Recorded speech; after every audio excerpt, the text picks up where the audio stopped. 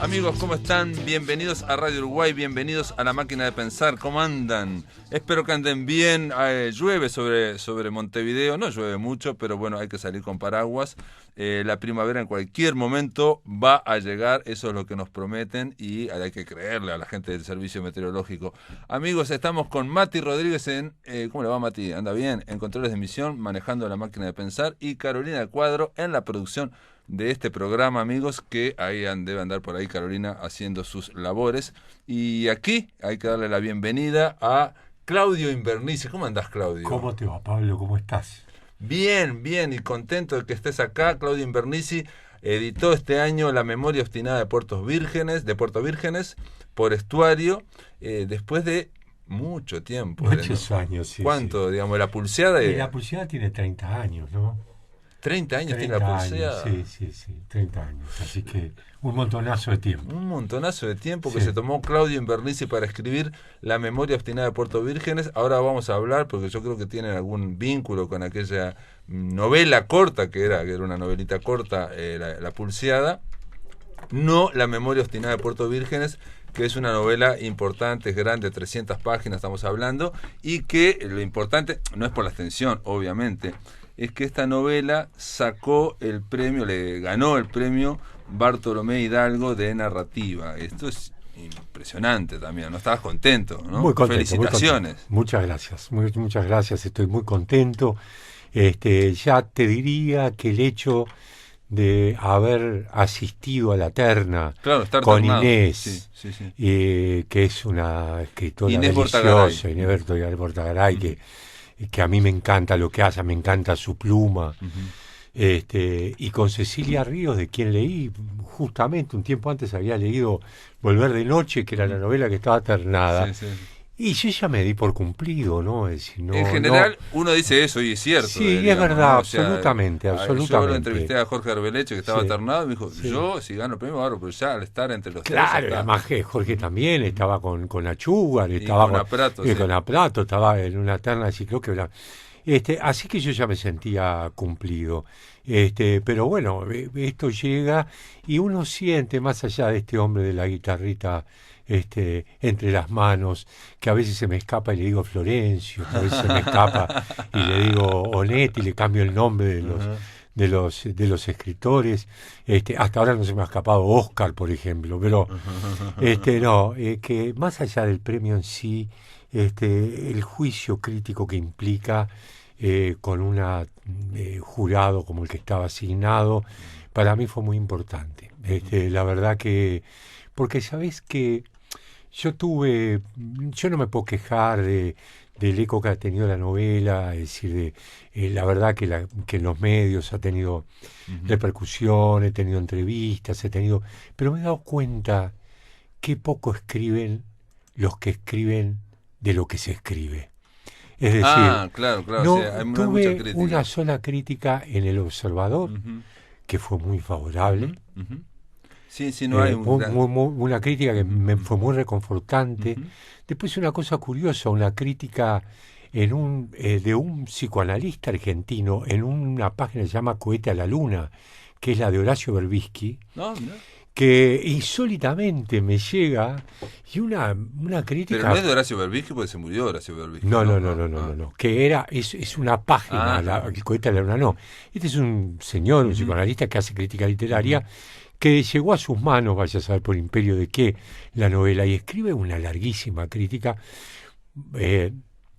muy buena porque hablaba muy bien de la novela, pero quiero decir, muy bien escrita. No, pero que aportaba también, sí. ¿No? El tema que y después tuve como enfoques. Soporte, por ejemplo, un precioso mail de Milton Fornaro, del Pastilla, que fue muy alentador, que fue muy reconfortante. Pero a lo que voy es juicios críticos, más allá de mis amigos o de gente que de lectores que tenía, no vi. No habían aparecido. Y yo pensaba en esto, incluso leí un Twitter de Natalia Natalia Mederos, es Natalia Medero. Mardero, que también publicó el año pasado un libro de cuentos. Hablando al respecto, ¿no? De que, y yo dije, es verdad, se escribe poco de las cosas que están escritas. Sí, Se habla mucho, pero se escribe poco. Bueno, La Pulseada, estoy viendo que sacó el segundo premio de narrativa en la Intendencia de Montevideo. Sí. Y sacaste también al Bartolomé Hidalgo con La Pulseada, con aquel libro. Mirá vos. Dentro de 30... O sea que este es tu segundo Bartolomé Hidalgo. Sí, dentro de 30 años, que es la próxima novela, capaz que elijo otro. Impresionante. Ya tenés dos Bartolomé Hidalgo. Hay que decir un detalle que digo, pero me parece importante porque no todo el mundo lo conoce, que el Bartolomé Hidalgo es el premio que da la Cámara Uruguaya del Libro dentro de la Feria del Libro de Montevideo, Internacional del Libro de Montevideo, y que no tiene no tiene plata el Bartolomé Hidalgo, solamente es, digamos, es el prestigio. Sí, y atención, digamos, en Francia uno de los premios más prestigiosos también, digamos, ahora se llama, ahí se me pasó ahora, que tiene una cosa tipo 10 francos, una cosa así, pero es el Goncourt, el Goncourt, el Goncourt, sí. ¿no? No, quiero decir que es un dato que no todo el mundo lo sabe, ¿no? Me explico, uno se imagina, anda a saber cuánto. Sí. Y pero lo que implica es que de toda la producción inédita, porque en Uruguay casi todos los concursos son para presentarse de narrativa inédita. Y hay muy poquitos, realmente está solamente el del MEC y que estamos hablando, Bartolomé Hidalgo, que juzgan sobre lo editado, sobre los libros que ya han sido editados un año antes. Así es. Y es increíble la cantidad de títulos que se editan. Se producen muchos títulos y, como estás diciendo vos, hay muy pocas reseñas críticas. Digamos, la actividad de escribir sobre libros ha bajado muchísimo. Muchísimo. Entre otras cosas, y yo no creo que no es porque no haya gente, sino que la prensa le da cada vez menos espacio a eso. Le da menos espacio a las reseñas críticas. Sí. Se han ido achicando. Había un crítico español que decía que mientras se van agrandando los avisos publicitarios de los libros, se van achicando las reseñas, y que son los mismos los que escriben unas y otras, ¿no? Sí. No sé si será tan así. Mira, puede ser. Yo lo que te quiero decir es, yo quiero insistir en que los medios en realidad tuvieron una muy buena respuesta en general. Sí. Hubo muchas notas, hubo notas extensas, entrevistas, ¿verdad? Así que no tengo ningún tipo de queja al respecto, ni siquiera esto que estoy diciendo ahora es una queja. Simplemente me llamó la atención la falta de reseñas críticas, es decir, y empecé a reparar en eso, ¿no? Buscando a ver qué saldrá ahora, saldrá algo de esto. Y cada tanto veía que aparecía algo, pero muy poquito respecto a la cantidad de libros que se editan. Muy poco. Y que tiene que ver con eso, ¿no? Yo no sé si cada vez más se agrandan los avisos de los libros y se achica la reseña crítica. Pienso que tiene que ver con el mundo, que es verdad, pero también con el mundo de los intereses. También podría decirte que se agranda las críticas sobre, ya ni siquiera sobre cine, sobre Netflix, sobre seriales, que está muy bien además, ¿no? Es parte del mundo que vivimos, es parte de la contemporaneidad. Pero a veces uno reclamaría un poco más de actitud por aquella cosa que tiene que ver, que esencialmente hace diferente a la literatura del cine, para mí, que es el uso de las palabras. Claro, están las palabras y también, la literatura puede llegar a otras partes que el cine no llega y viceversa, yo creo, pero bueno, los dos son complementarios y también de alguna forma, yo lo digo, bueno, pero esto ya hablaríamos de los medios, hay todo un movimiento casi de la civilización, no le pasa solo a Uruguay, de que aquellos que estaban dedicados a la literatura, este programa está dedicado a la literatura, se van pasando a la cultura, los de la cultura al espectáculo, y los espectáculos se pasan al entretenimiento, y es como una corriente que va hacia ahí, digamos, y está, eso. Pero bueno, estamos acá en La Máquina de Pensar, vamos a hablar de la memoria obstinada de Puerto Vírgenes, si te parece. Me encanta. ¿No?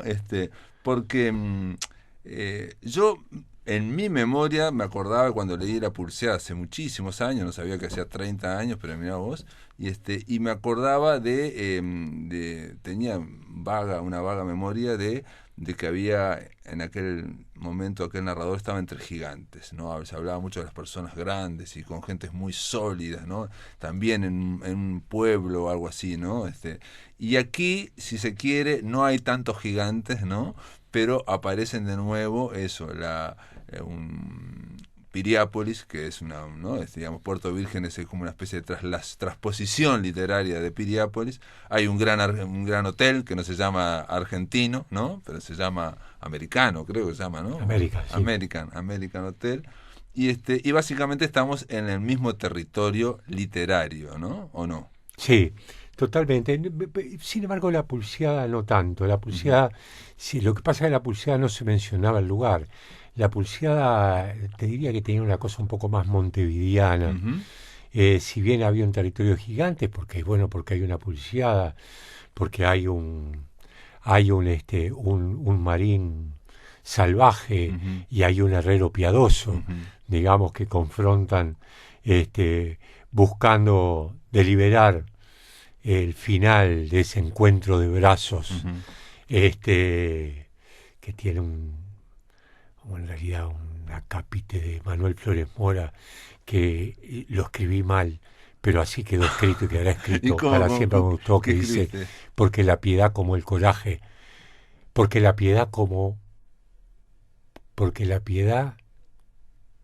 el dinero y el coraje, porque la piedad como el dinero y el coraje, cuando se comienza a gastarlo, hay que gastarlo del todo. Hay que gastarlo del todo, claro. Porque es un libro que tiene que ver con la piedad. Claro, ¿no? Claro.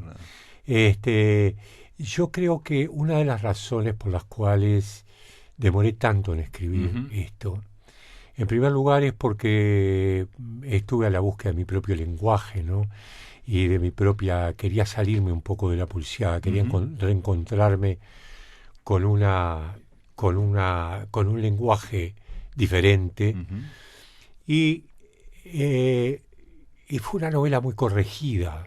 Fue una novela que se tiró a la mitad del camino y que se volvió a empezar. Lo decís al final, que alguien te hizo acordar, digamos, ¿no? Sí, de la luz, de que había quedado una luz encendida, claro, ¿no? Que tenía que ir a apagarla. Y lo que me había pasado con el principio de esta historia es que yo empecé escribiendo siendo uno y terminé escribiendo siendo otro después de tanto tiempo. Claro. Por lo cual decidí tirar todo aquello y empezar de nuevo. Y si bien Puerto Vírgenes, ¿no? Yo quería me había inventado, incluso hay una feria del libro en Piriápolis, que es un tema que quiero manejar, que es una especie de Puerto Vírgenes versus Piriápolis, ¿no? Estaba aquello de Borges que decía que la literatura esa ficción es algo que se agrega a la realidad, claro, ¿no? Y a mí me gusta decir de un modo pretencioso que Puerto Vírgenes es el espejo imaginario de un Piriápolis imaginario. El reflejo imaginario. El reflejo imaginario de un Piriápolis imaginario, perfecto, porque no es el Piriápolis real. Por eso. Sí. Pero lo que pasa es que yo me acordaba de La Pulseada de eso también, como una especie de mirada de un niño, de ver gigantes a todos, ¿no? Claro, entonces lo ve, un niño, y también hay una cuestión como imaginaria, digamos, de esa mirada mítica, sí, y aparte es imposible, lo que pasa es que viste que cada lector tiene su lectura y está atravesado por distintas cosas. Y en mi caso yo te leo, Claudio Invernizzi, y no puedo desligar de que vos sos hijo del Tole Invernizzi. Entonces cuando se habla de gigantes, que no sé qué, que no sé cuánto, y que se mueven, no sé qué, es imposible que no aparezca. Hay una historia, claro. Aparezca el Tole. Hay una historia muy linda, y que es que en realidad, cuando yo rompo con la novela que estaba escribiendo, que se llamaba, por hace poco salió una novela con el mismo nombre de José, la de El entusiasmo sublime. Entusiasmo sublime, sí, de Juan Esteves. De Juan Esteves. Que ganó el premio. Y la novela se llama El entusiasmo sublime. Y tenía un subtítulo que se llamaba Historia de 60 hombres y mujeres de almas fuertes. Esa novela yo la tiré porque me di cuenta que estaba escribiendo sobre algo que ya no me interesaba. Cuando retomo con esta novela, en realidad, yo empiezo a escribir diálogos.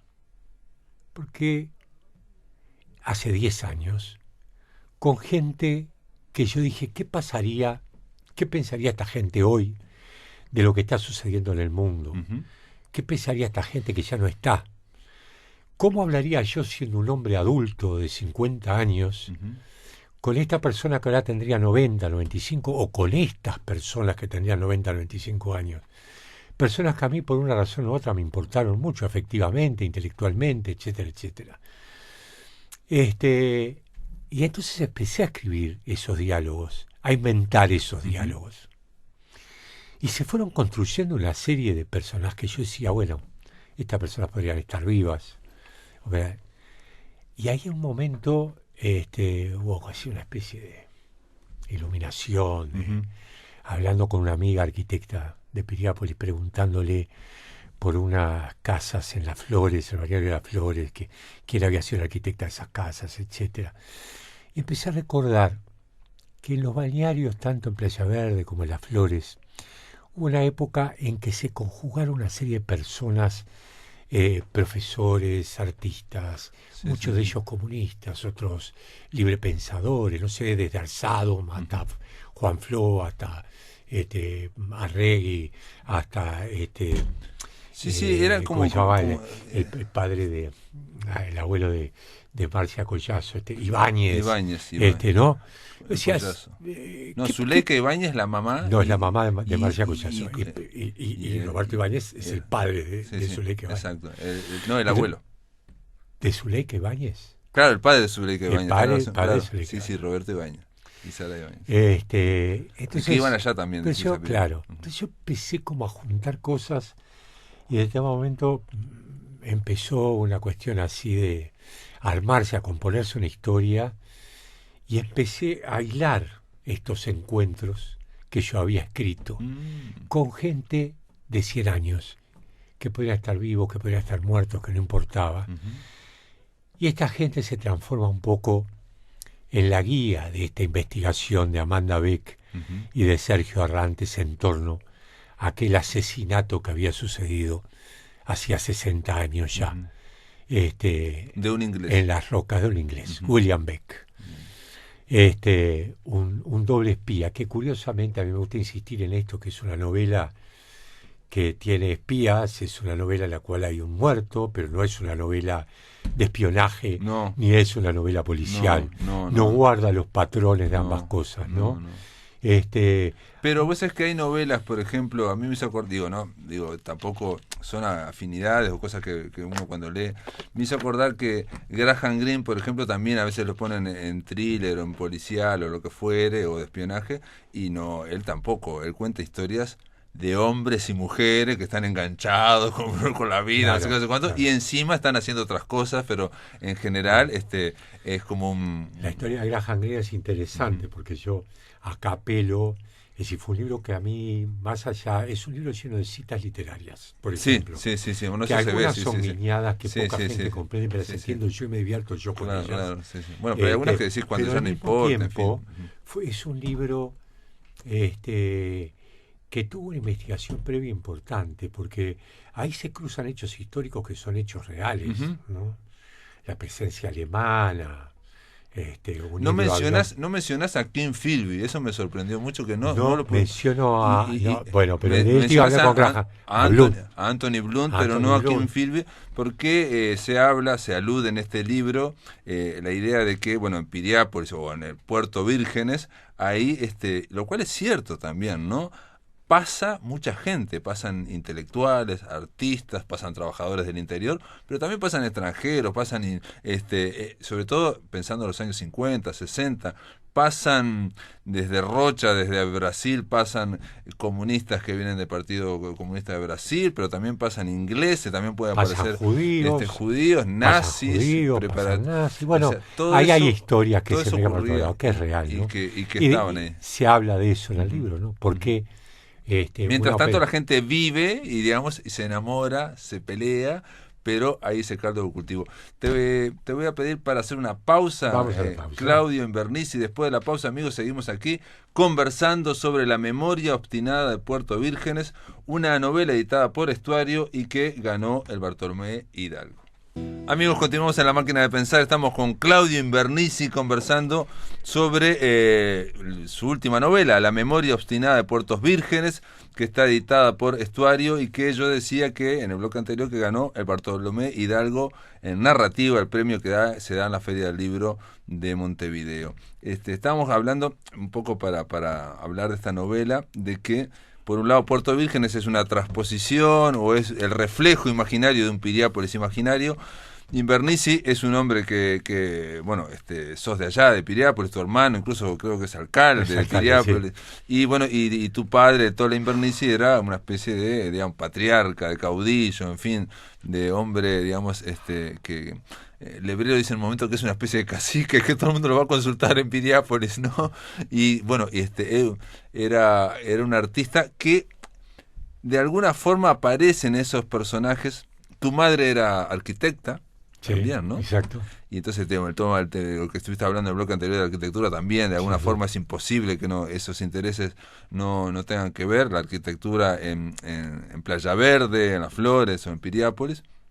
Y lo que estábamos hablando fuera del micrófono es que en estos personajes que son de ficción, se van combinando cosas que son reales. Yo también, te decía, ¿no? Primero te quiero decir algo, al viejo no le hubiera gustado que le hubieras dicho caudillo, no le hubiera gustado. No, obvio, no, seguramente que no. Porque si algo era cacique tampoco, si le hubieras puesto brujo de la tribu, seguramente que sí, pero ni cacique ni caudillo, porque si algo tenía el viejo era la consideración de los demás y no la imposición de su propio camino. Claro, ¿no? Claro. No, con respecto a eso hay una cosa muy interesante, se mezclan personajes, hay personajes que son 100% inventados, hay personajes que responden a 2 personas, hay personajes que responden a 4, y hay o una persona que está dividida en dos. O una persona que está dividida en dos personajes. Que esas cosas pasan, incluso hay un intercambio epistolar entre Fitzgerald y Hemingway muy interesante, en el cual se preguntaban los dos si se referenciaban por personas cuando escribían o no se referenciaban por personas. Yo creo que en realidad todos volcamos alguna referencia que probablemente después neguemos, pero que está muy adentro nuestro, ¿no? Y con respecto a Piriápolis, que es un tema que me interesa pila, porque yo al principio como que, yo cambio el paisaje, monto una isla del árbol solo que no existe, hago cerros de 700 metros que no existen. Hablas de 7 cerros. Pero describo, 7 cerros. 7 cerros, exactamente, ¿no? Pero voy mezclando y voy jugando con esa cosa entre la realidad, que lo que busco es la libertad expresiva, ¿no? Y poder moverme dentro de un territorio que conozco, que algunos reconocen, pero que muchos pueden no reconocer, y que está lleno de imaginería propia y ajena. Cuando digo ajena es la imaginería que me llega y no la que yo vuelco sobre el libro. Entonces por eso me gusta esto de insistir del espejo, no de ser el Piriápolis de un espejo reflejado en un espejo roto, no, porque el Piriápolis imaginario reflejado en un espejo imaginario, porque no termina de ser en definitiva, pero termina de contener ¿qué reconoce? Yo quería hacer un encuentro en un momento con gente amiga de Piriápolis, uno que es poeta, otro que es arquitecto, otra que es guía turística, otra que dice, bueno, discutamos, a ver, qué cosas en esto son de Piriápolis y qué cosas no. Me parecía muy divertido. Pero en realidad, ¿sabes dónde está Piriápolis? Está en las cosas más esenciales, en los sonidos, en los aromas, en el gusto de las cosas y en esos detalles, digamos, que van construyendo más allá de que una casa, que yo pueda describir la comisaría como una casa de piedra, con teja, con un camino de laja y con un jardín exterior y un busto de Artigas afuera, que no es ni más ni menos que la comisaría de Piriápolis, y con un farol colonial que poco tiene que ver con esta idea de casa alpina, digamos, que se construye en la década del 40 y del 50 en Piriápolis. Más allá de eso, está en el salitre horadando las cosas, ¿no? Porque desde Puerto Vírgenes, se ve las luces de Buenos Aires, sí, sí, sí, sí. cosa que ahí aparece una colonia, digamos, no muy lejana, a 300 kilómetros de... No, pero yo creo que también Piriápolis aparece en esas, digamos, relaciones humanas que hay entre ese lugar donde pasan... donde un comisario o un policía viene a hacer una corvina, pero de repente se junta con alguien que, bueno, que es escritor o que es un intelectual, digamos, y se van combinando, digamos, muy... Y aparte, en otra cosa que es algo muy de los pueblos, pero aparte, estamos hablando de lo imaginario, de la ficción, y que yo creo que la memoria obstinada de Puerto Vírgenes, de alguna forma, por algo está el título así, trata del pasado. Todo esto trata del pasado. Estamos hablando que el asesinato ocurrió hace 60 años, van a hacer un viaje de como de 40 años hacia atrás, digamos, ¿no? Investigando, una cosa lleva a la otra. Es una nieta que quiere saber sobre su abuelo, ¿no? Es un viaje, y de hecho aparecen hasta romances o pasiones de hace 30 años. Y escabrosas. Muy escabrosas. Por eso digo, sí. ¿Por qué te pregunto yo, que nadie te lo debe haber preguntado, por qué hacer un libro que va hacia atrás, digamos, bueno, aunque aparece... incluso, perdón, aquí hay una parte donde dice, como cualquiera de pie sobre el césped mágicamente verde, agregó, siempre quedan claros rastros de lo que fuimos, papeles olvidados o deliberadamente guardados, pequeños trozos de pan para el futuro, que, imagino, es la forma que encontramos los grandes ocultos de la historia de marcar la tierra. Ingenuos como somos, pensamos que cuando ya no importe, volverá a importar. Exactamente. Si vos pensás...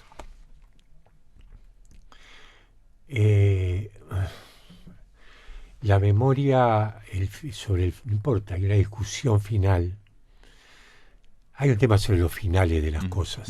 Hay un viaje también, ¿no? Hay un viaje. Toda novela, en realidad, toda novela es un clima y un viaje. Pero ¿no? hay también una cosa sobre los finales de las cosas, ¿no? Cada final supone nuevos comienzos, pero cada final también al mismo tiempo es un vacío terrible. Y hay que cerrarlo Terminar también, ¿no? una novela es un vacío terrible. Hacer un cierre. Aquí esta novela es como hacer un cierre también, ¿no? De deuda. Sin embargo, esto es una trilogía. A mí me gusta hablarte de esto porque es muy interesante. La memoria, yo creo indefectiblemente que nos sostiene. Creo que más allá de la reconstrucción que hagamos de ella, de los puzzles que se vayan generando, de las reinvenciones. Sí, está atravesada por la imaginación, la memoria y la imaginación está atravesada. Claro. Yo hace poco estaba viendo un documental sobre un cerebro y parece que las dos zonas que tratan de la memoria e imaginación están al lado y trabajan juntas. Y la imaginación es lo que ha permitido que la humanidad avanzara. Fíjate tú, cuando empezamos a ser sapiens y dejamos de ser Neandertal, una de las cosas que nos cambió fue la imaginación. Tuvimos la gran capacidad de mentir y de ficcionar.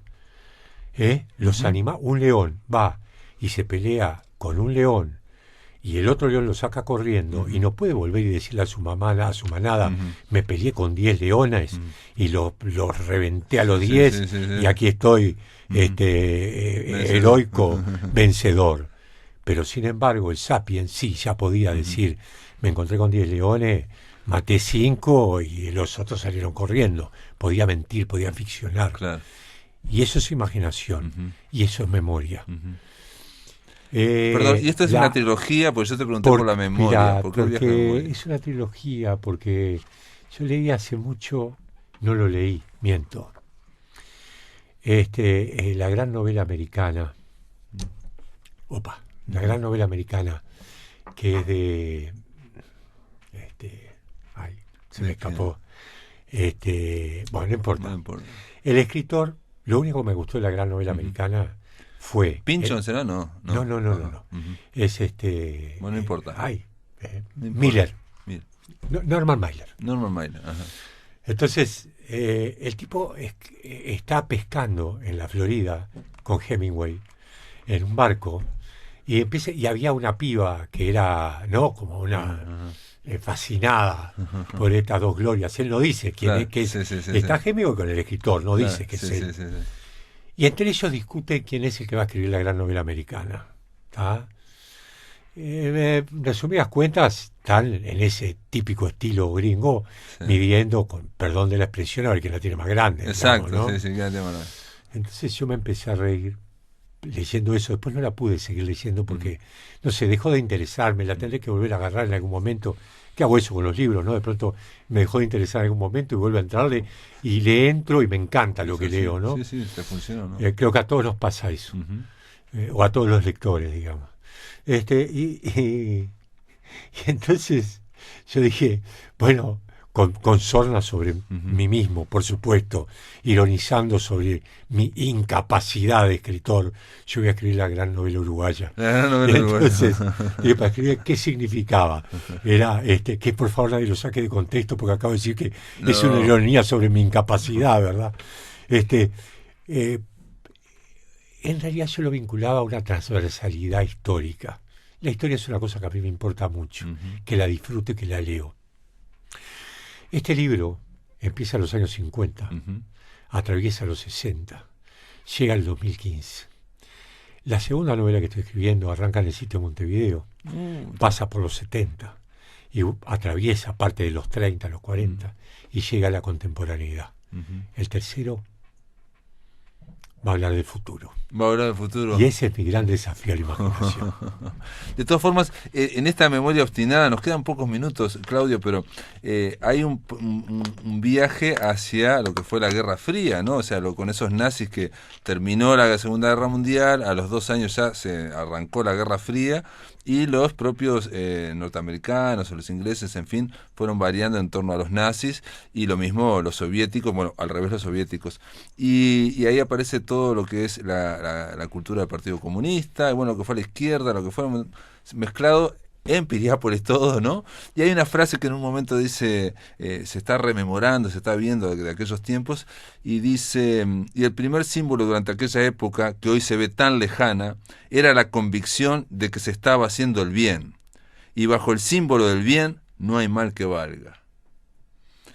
Los personajes están atravesados por esa frase que acabo de decir, ¿no? O sea, de todo lo que ha pasado, ¿no? Los personajes están atravesados por muchas cosas. Hay personajes arrepentidos, hay personajes que revisan con mucha virulencia su pasado, hay otros personajes que lo justifican a partir de esa idea de que se estaba haciendo el bien. Digamos, hay personajes que siguen pensando lo mismo. Exacto. Y hay de todo. Hay librepensadores, ¿no? El Arrantes, el padre de Arrantes, un candidato ballista, que es uno de los grandes derrotados, ¿no? Que muere mirando, mientras mira, perdón que expolié, como se dice ahora, la novela, pero que a mí es uno de los momentos que más disfruto, que es cuando el hijo de Arrantes, bueno, no importa, sabe que empieza a investigar en Buenos Aires cómo murió, y entra en la computadora el viejo Arrantes, y el viejo Arrantes estaba mirando el partido de la final del mundo de Nacional. En el 88. En el 88, y los goles de Tolaza de cabeza. Y él dice, ¿cómo no te ibas a morir, viejo hijo de puta?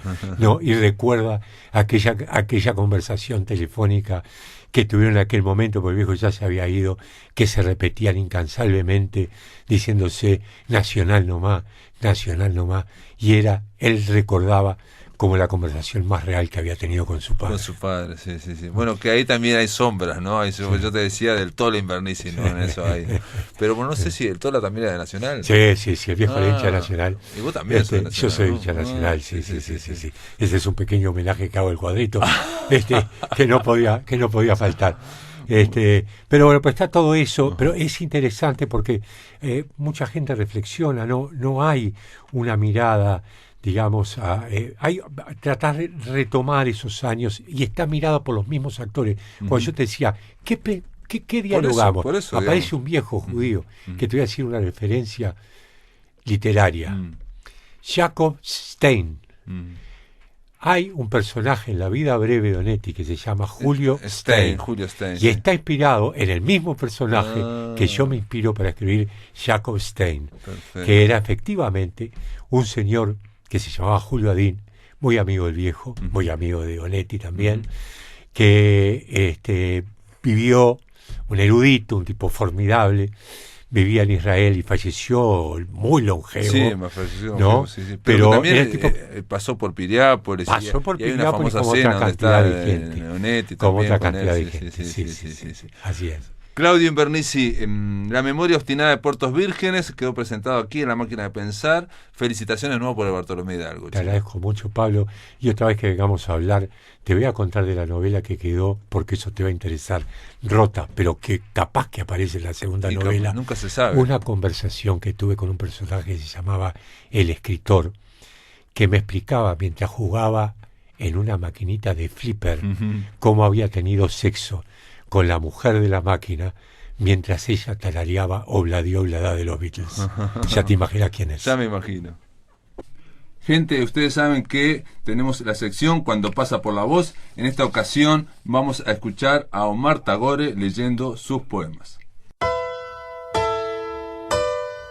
¿Qué ocurre cuando el cuento y la poesía pasan por la voz? La palabra a través de la garganta y junto al corazón transforman al texto. Cuando pasa por la voz, un espacio para oír la voz de poetas y narradores.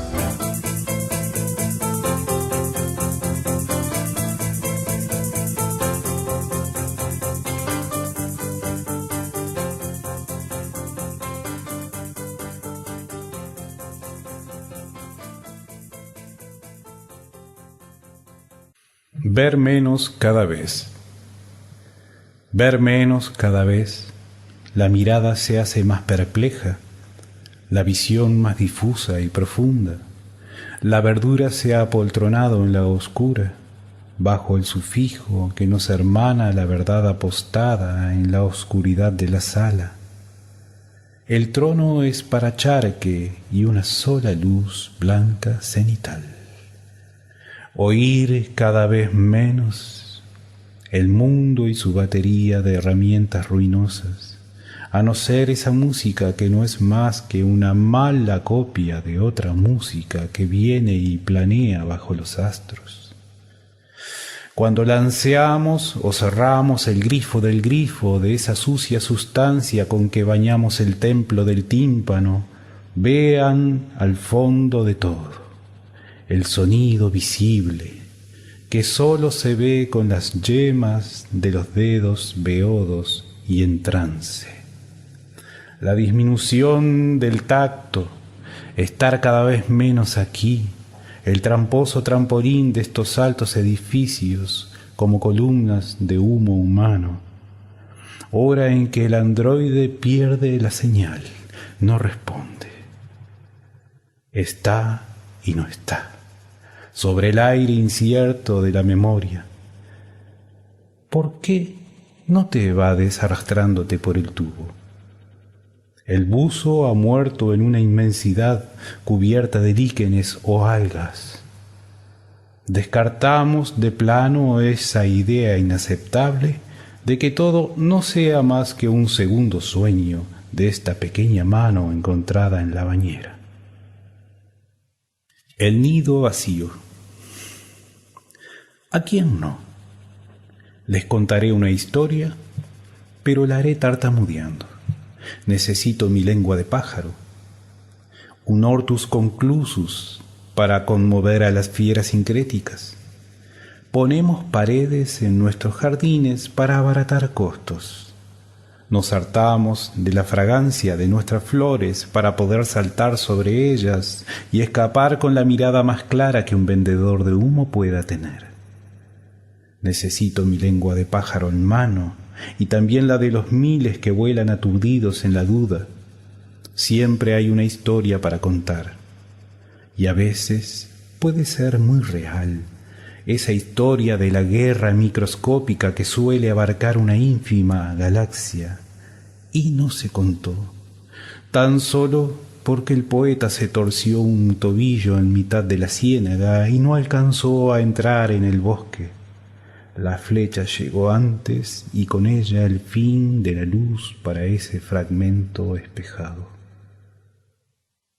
No hay necesidad. No hay necesidad o necedad, según cómo se esparza de endilgarle al paisaje la carga de la suciedad de nuestras propias vísceras, dijo el pájaro.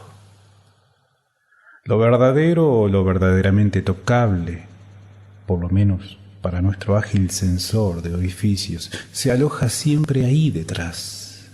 Y cuando hay que repararlo, hay que ir hasta el lugar y hacerlo. Repararlo o hacer que lo preparamos.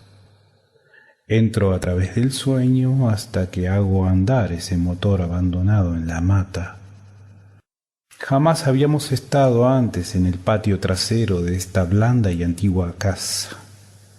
Y ya no tiene ningún interés, ninguna importancia hablar de ella y de los objetos que hemos encontrado ahí, y que sin duda fueron nuestros desde siempre.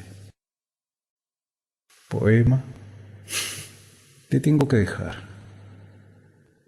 porque ya te vuelves bisturí, y a mí no me gusta ver cuando dejas ver tu hambre, tu hombre, tu urdimbre interna, eterna, infantil, prematura, de lengua muerta.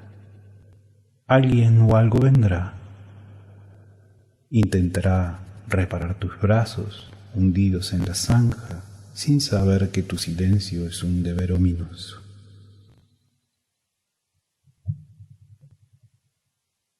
Tenerife, el vacío flotante.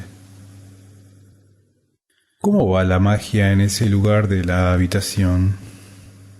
Es una casa de un solo ambiente con solo un rifle de asalto. La isla del Black Star se hunde día a día.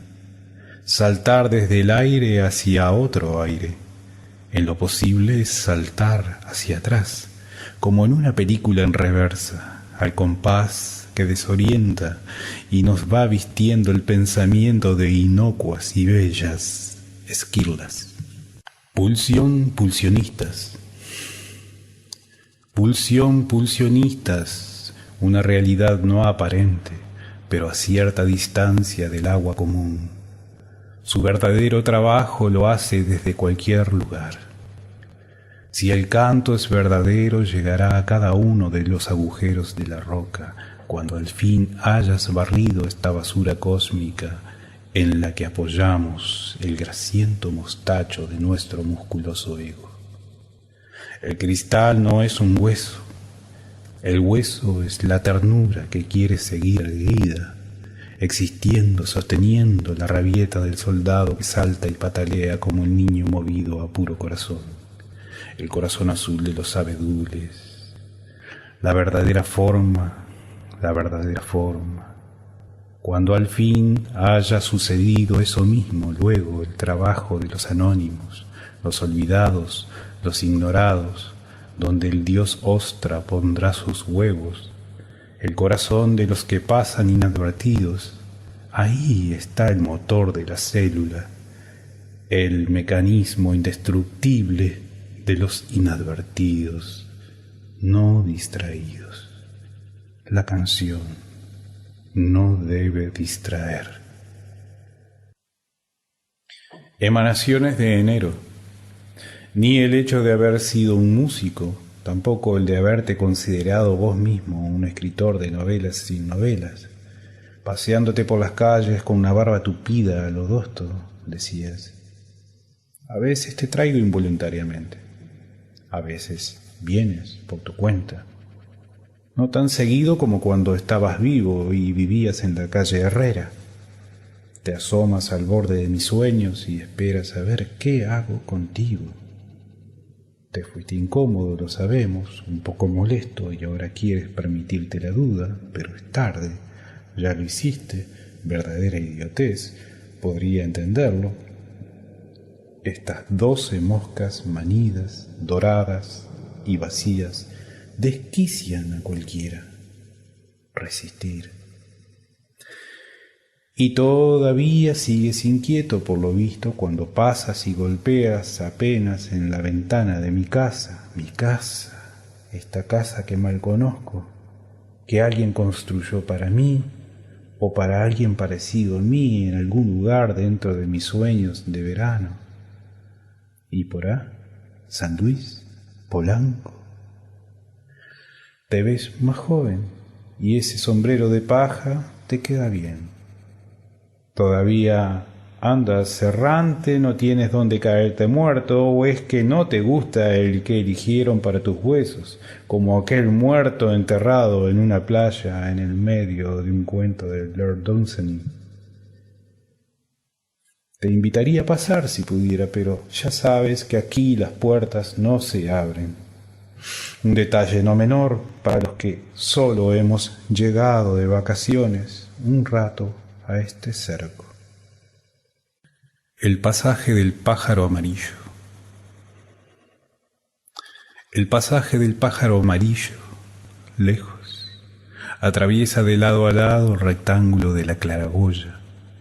Sí, claro, estamos en la casa de la calle Bransen, Cordón. Imposible un venteveo así quemando cielo entre edificios. ¿Siempre estará ahí? ¿O siempre lo veré así en ese estado? Una nación llamada venteveo materializa el color, el trazo que sale de su obscenidad cuando menos lo espero, nostalgia de viejo daimista, animista, o tal vez no sea esa la palabra, sino la palabra añoranza de un lugar. Palabra que contempla y señala al pequeño pájaro sobrevolando esa hilera de casas bajas. Un lugar que no conozco y me llama insistentemente, arrojándome objetos duros, demasiado duros para mis laberínticos proyectos de arcilla, recién nacida, innecesariamente dispuesta así, pienso, por mis propias manos. Hay que ver dentro de su cuerpo, no de la carne, sino el otro lado, su vacío, el que da vueltas y vueltas alrededor de nuestra casa.